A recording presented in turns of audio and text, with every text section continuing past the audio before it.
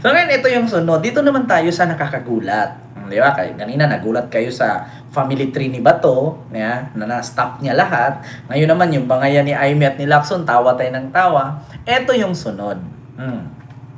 Mga kababayan, alam naman po natin na halos araw-araw na lang, headline ito sa balita. Ano ba yan, Kent, yung araw-araw na headline sa balita? Siyempre, alam nyo na, Davao City.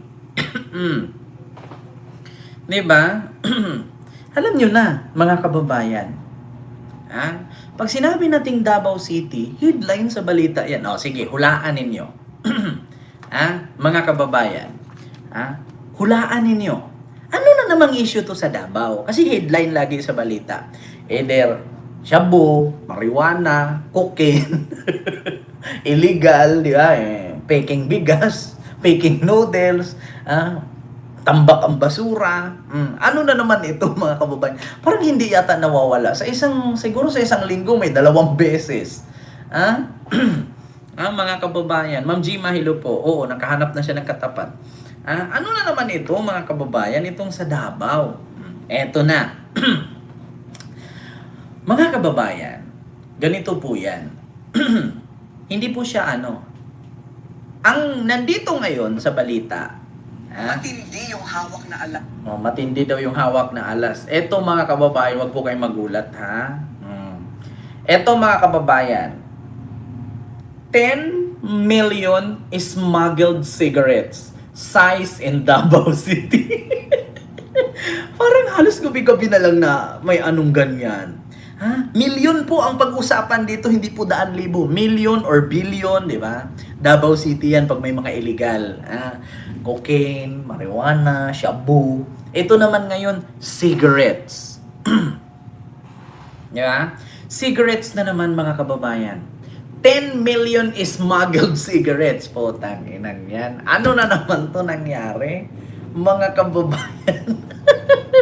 Parang wala na yata tong walang katapusan. Ito, mga kababayan. Tignan natin, ha. Ito, mga kababayan. Dito po tayo sa nakapost. Ayan. Sabi ni Alin Aquiliano. Ayan. Si Alin Aquiliano, ito na, 10 million smuggled cigarette size in Davao City. Ayan, sa Davao City daw yan, mga kababayan. 10 million worth of smuggled cigarette na naman. Diyos mio, Marimar. Ay, Diyos ko. So, Davao na naman. Gaano ba katotoo ito? Sige nga, i-search natin. 10 million smuggled cigarettes in Davao City. According to Facebook, joint operations result in apprehension of smuggled cigarettes worth 10 million Philippine pesos in Davao City Camp, SGT Quinton M. Maricito, Buhangin, Davao City.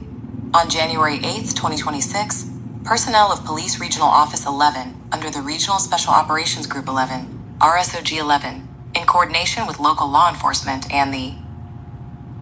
Diba? So, ayun, pindutin natin, mga kababayan. Mismo si Google na nagsabi, slanga lang. Ito po, mga kababayan, ayan, si Nartatis, at saka ang Region 11 Police, no? So, totoo nga, mga kababayan. Ito po, Pro 11 Regional Director Brigadier General Leon Victor Z. Rosete lauded that swift at decisive effort of the operating units. This successful operation is a testament to the power of interagency collaboration in protecting our communities and economy. So, nakalagay dito, mga kababayan, joint operation result in apprehensions of smuggled cigarette worth 10 billion in Davao City, 10 million in Davao City. At ito na, Camp Sergeant Quintin Mercedo, Buhangin, Davao City on January 8, 2026. Personnel of Police Regional Office 11 under the Regional Special Operations Group 11 in coordination with local law enforcement and the Bureau of Customs or BOC, Port of Davao conducted a successful checkpoint operation that led to the seizure of an estimated 10 million worth of suspected smuggled cigarettes and the arrest of 3 individuals. The operation was carried out based on report of a vehicle transporting smuggled tobacco products after a wing van was flagged down at Purok 27, Malagamot, Panakan, Davao City. Upon thorough inspection, the driver admitted the vehicle was carrying smuggled cigarettes. A total of 200 master case of modern cigarettes were found inside the vehicle, containing truly 2 million stake with estimated market value of 10 million pesos. The contraband and the Isuzu wing van were confiscated and turned over the BOC Port of Davao for proper disposition. The 3 arrested persons were currently in the custody of Sasa Police Station 6, District City of Davao Police or DCPO, a case of violation of Republic Act 1086-3, Customs Modernization and Traffic Act Anti-Smuggling Law. Nako, ito na nga mga kababayan. So, nakita nyo naman po, ayan po yung binasa ko, medyo mahaba po yan, kaya tinigil ko na lang, masakit sa liig. Basta, nahuli sa Davao, alam nyo na. Nako, ito na nga mga kababayan. Sasabihin na naman ito ng mga DDS, ayan, planting na naman yan. Kasi alam nila na ganito tatakbo si Sara Presidente sa 2028. Ganyan na naman sasabihin ng mga DDS, ayan, sinadya na naman ng customs yan. Oh, may nahuli ng customs yan. Saan na naman yan? Ibibenta na naman ng customs yan. Pagkikitaan na naman nila yan. Oo, hindi na naman nila sunugin yan. Paghati-hatian na naman nila. Ganyan ang sasabihin ng mga taga Davao. Lalo na ng mga DDS. Oo, ganyan na naman ang sasabihin nila. Naku, sinadya na naman ng customs yan. Oo, naku, tinaplanting na naman yan. Tapos sabihin sa Davao City na naman. Oh, alam nyo, minsan mga DDS, paguntog yung ulo nyo para maglibasan yung utak. Kapiranggot na nga lang, ubusin nyo na. Diba? Ma'am Dunkin, may galab shoutout po. Diba, kita nyo mga kababayan, nakakajiya kayo. Diyos ko, lagi nyong sinasabing malinis, maganda.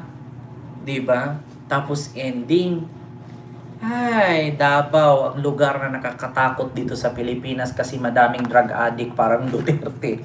Sabi ni Daniel Parado. Naku mga kababayan, i-blame na naman kay PBBM yan.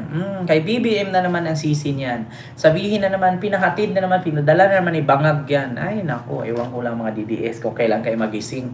Itigil nyo yan, yung bangungot ninyo sa isipan ninyo, mga bobo kayo, mga inutil kayo.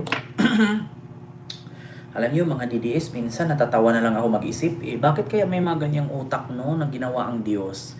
Kung ako yung Panginoon na gumawa sa inyo, dapat hinalo ko na kayong lahat, dinikit-dikit ko kayo para hindi na magtaka ang tao kasi magkadikit kayo lahat eh. 'Di ba?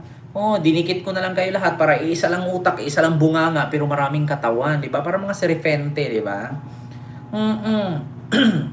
Masyadong advance mag-isip, Ma'am OFW, itong mga taga Davao. Kaya nga sa sobrang lang advance mag-isip, lahat na buang eh. 'Di ba? Oh, ganyan sila, advance sila mag-isip. Oh, ganyan na naman, planting na naman 'yan. Sisihin na naman ang mga Duterte.